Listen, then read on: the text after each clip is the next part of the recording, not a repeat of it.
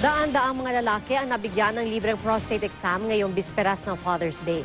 Mahalaga ito para makaiwas sa prostate cancer na pang-apat sa mga pinakakaraniwang tumatama sa mga Pilipino.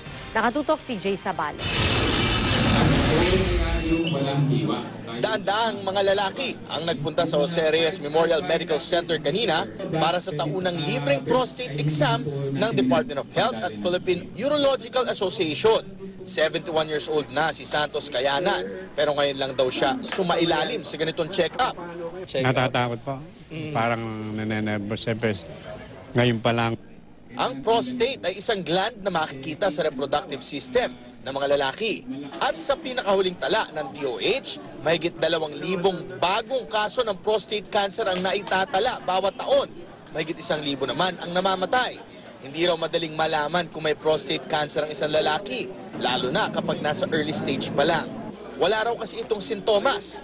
Si Antonio Pascua, swerte daw dahil maagang na lamang may problema siya sa prostate.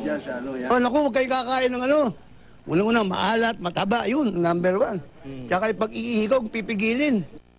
Ayon sa DOH, kapag nagkasintomas na, gaya ng madalas sa pag-ihi, nasa advanced stage na ang prostate cancer.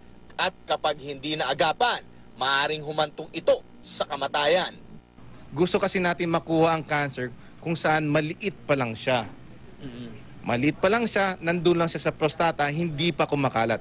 Pag ginamot natin yan, mas mataas ang chances for cure at talagang matanggal yung buong prostate cancer. Bukod sa libreng check-up sa prostate, nagbigay rin ng libreng check-up para sa iba pang sakit ng mga kalalakihan. Jay Sabale, nakatutok 24 oras.